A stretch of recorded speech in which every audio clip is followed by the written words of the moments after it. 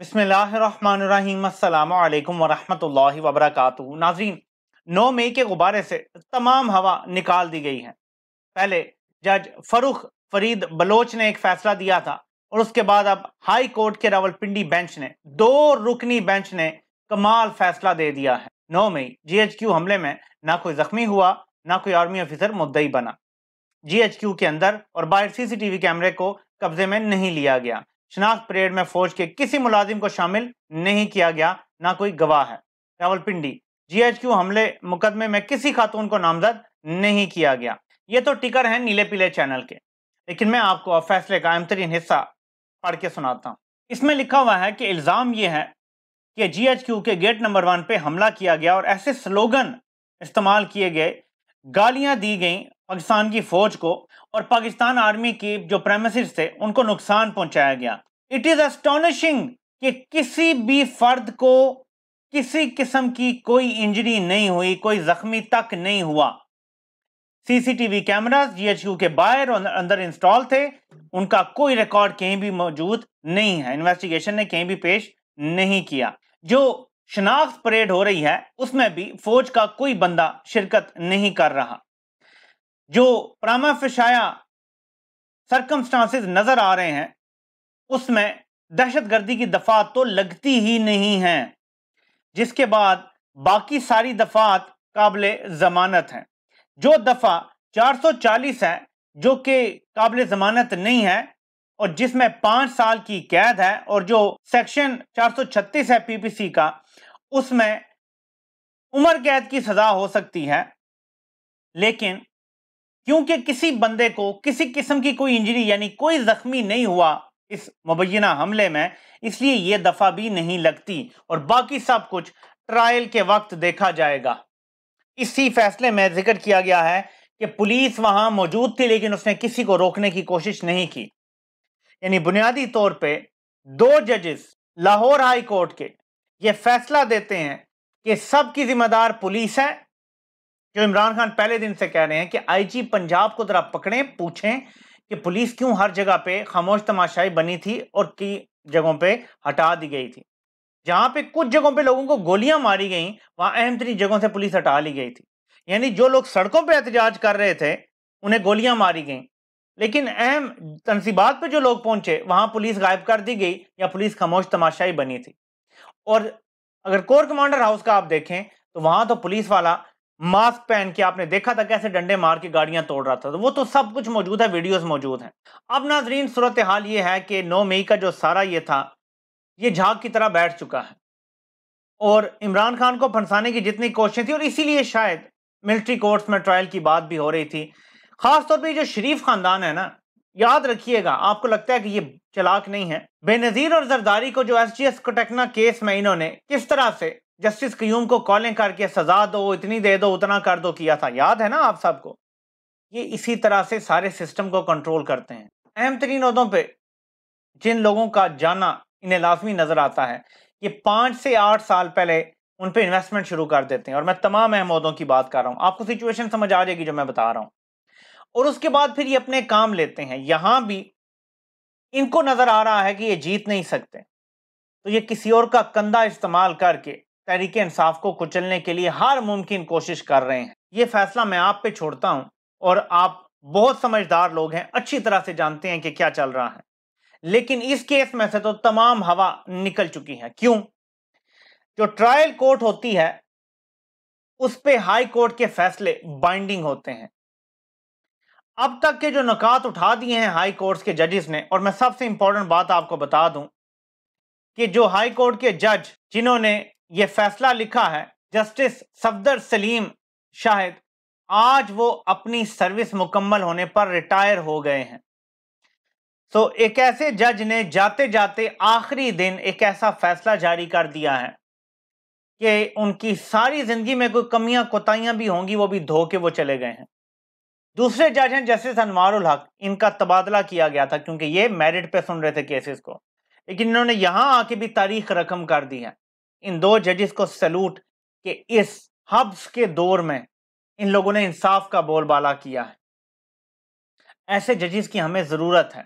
तकलीफ दे बात यह है कि एक जज साहब आज रिटायर हो गए हैं। काश ये बाकी रहते तो आगे भी इनसे इंसाफ की तवक्को थी, क्योंकि निचली अदालतों के लिए अब बड़ा मुश्किल हो जाएगा इस जमानत के फैसले की रोशनी में आगे किसी को कन्विक्ट करना, क्योंकि ये सवालात उठा दिए गए हैं जो अब जो डिफेंडेंट वकला हैं वो इस्तेमाल करेंगे। जी कहाँ है सीसीटीवी फुटेज, कहाँ है, किसी ने इंस्ट्रक्शन दी थी, क्योंकि इसमें सवाल उठाया गया जी कि इल्ज़ाम है जैसे शहरयार अफरीदी पे कि इन लोगों ने लोगों को उकसाया, शहरयार अफरीदी ने लोगों को उकसाया तो लोगों ने जाके हमला किया। तो वहां सवाल उठता है रिटर्न फैसले में कि कहां साबित होता है कि जिन लोगों को शहरयार अफरीदी ने उकसाया वो लोग वहां गए थे? क्या कोई वीडियो मौजूद है? देखिए ना, शहरयार अफरीदी जिनके सामने खड़े होकर खिताब कर रहे हैं या मुबैना तौर पे उकसा रहे हैं, क्या वो लोग जिस वीडियो में मौजूद हैं अगर हैं तो क्यों सीसीटीवी फुटेज में भी मौजूद हैं जो जीएचक्यू के बाहर थी? तब पता चलेगा ना कि इनके उकसाने पे लोग गए थे। कोई बंदा उकसाता है और उसके सामने सिर्फ मैं खड़ा हूं, लेकिन किसी जगह कुछ गलत हो जाता है और मैं वहां नहीं होता तो मुझ पर कैसे इल्जाम आ जाएगा? या जो बंदा उकसा रहा था उस पर कैसे इल्जाम आ जाएगा जबकि कुछ गुनाह हुआ ही नहीं, सिर्फ बात करने से कैसे गुनाह हो जाता है? तो यहां पे दहशतगर्दी का कोई ताल्लुक ही नहीं है, और यही हमारा इस्तदलाल रहा है कि जब एक बंदे को खरोच तक नहीं आई, कैसे कहा जा सकता है कि दहशतगर्दी है? कहा गया कि ये हमारा 9/11 है। हमारा 9/11 एपीएस था। हमारा 9/11 वो था जब रेमंड डेविस ने 79 लोगों को मार दिया था। हमारा 9/11 था जो सलाला चेक पोस्ट पे अमरीकियों ने हमारे जवानों को शहीद कर दिया था।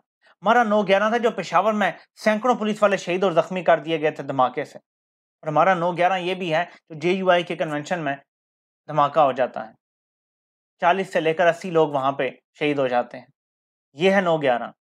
अच्छा, उम्मीद मुझे ये है कि जिस तरह से 9 मई के बाद 48 घंटे के अंदर 11,000 तहरीक इंसाफ के लोगों को गिरफ्तार कर लिया गया था, ज्यादा नहीं तो जेयूआई के कन्वेंशन पे जो धमाका हुआ है 48 घंटों में कम से कम 1,000 लोग तो गिरफ्तार किए जाएंगे जो दहशतगर्द होंगे। By the way, geo fencing करनी चाहिए, पूरा रिकॉर्ड निकालना चाहिए। और जो 9 मई का वाकया था इसको एक बड़ी गलत फहमी समझ के और अब आगे बढ़ेगी रियासत। एक बड़ी गलत फहमी थी, जज्बात में रिएक्शन आ गया था, आपने भी बड़ी बड़ी प्रेस कॉन्फ्रेंसेस कर दी।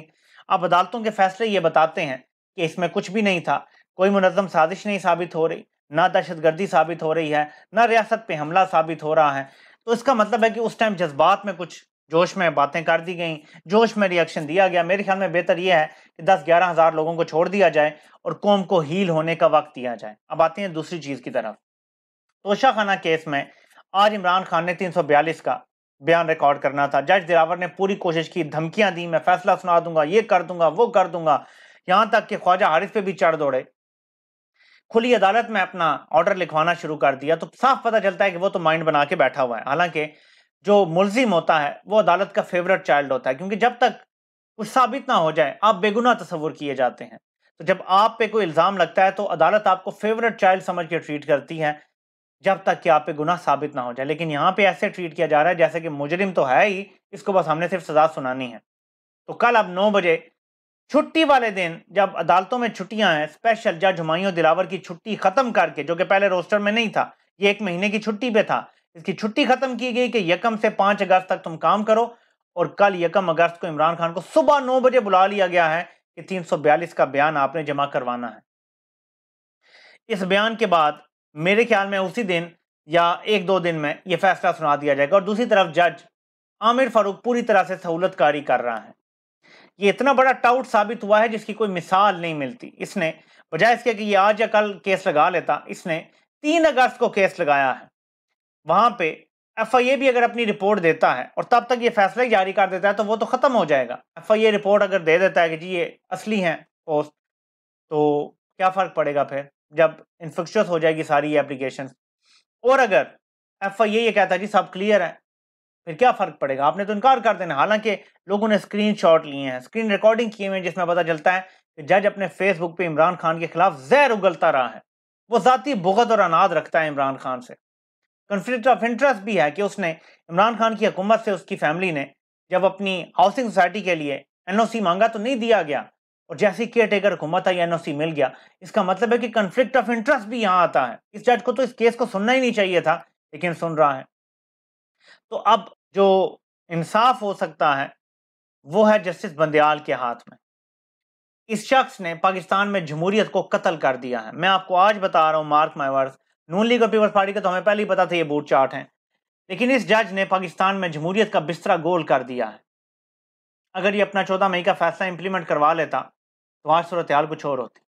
अगर ये रात को 12 बजे अदालतें ना खोलता और इमरान खान ने जो असेंबली तोड़ दी थी उसके बाद इलेक्शन हो जाते तो पाकिस्तान आज बिल्कुल मुख्तलिफ मुल्क होता, अमन होता, सुकून होता, तरक्की हो रही होती। लेकिन इस बंदे ने पाकिस्तान को तबाह कर दिया। इसके बाद अब आखिरी मौका है, इसका आखिरी महीना शुरू होने वाला है क्योंकि सितंबर में तो ये रिटायर हो रहा है, तो ये समझ लें इसका लास्ट फुल महीना है। ये बंदा चाहे तो इंसाफ कर सकता है, कल के दिन ही इस पे स्टे दे दे और कहे जी कि पहले हम स्टे देते हैं और फिर इलेक्शन कमीशन को नोटिस जारी करते हैं, हम पहले इसका फैसला हो जाए और फिर उसके बाद चलेंगे। तो जज को कार्रवाई रोकनी पड़ेगी हुमायूं दिलावर को। उसी स्टे की वजह से इमरान खान का बयान भी नहीं होगा, लेकिन ये करने वाले बनते तो बात होती। जज हुमायूं दिलावर ने भी चालाकी से सुबह 9 बजे रख दिया, 11, 12, 1 नहीं किया, क्योंकि उसे भी शायद ये खतरा है कि कहीं सुप्रीम कोर्ट रिलीफ दे ही ना दे। तो वो जल्दी जल्दी चाहता है कि बयान एक दफ़ा हो जाए, मैं फैसला सुना दूं या फैसला महफूज कम अज़ कम कर लूँ, उसके बाद फिर अगर कोई ऑर्डर आता भी है तो कोई फ़र्क नहीं है, क्योंकि सुप्रीम कोर्ट ज़्यादा से ज़्यादा ये कहेगी कि हाई कोर्ट जब तक डिसाइड करती है आप स्टे ले लें। उसके बाद हाई कोर्ट ने वही फैसला देना है जो आमिर फारूक से हम एक्सपेक्ट करते हैं, तो फ़ौरन वो कहेगा जी कि ये काबिल समात है और इधर फैसला जारी हो जाएगा। उसके बाद बेशक आप सुप्रीम कोर्ट जाएं, फिर ये ख़त्म हो जाएगा, फिर आपको अपने मेन केस पे अपीलें करनी पड़ेंगी। तो ये सूरत हाल इस तरफ जा रही है कि इमरान खान को 5 अगस्त से पहले पहले सज़ा लाजमी देनी है, अनलेस सुप्रीम कोर्ट इंटरवीन करे। इसके अलावा अब मेरे ख्याल में बचत का कोई चांस नहीं है, सब कुछ मैच फिक्स करके तय कर दिया गया है। आपसे इंशाल्लाह फिर मुलाकात होती है। अल्लाह पाक आप सबका हामी और नासिर हो। आप सबके सुनने का बहुत बहुत शुक्रिया।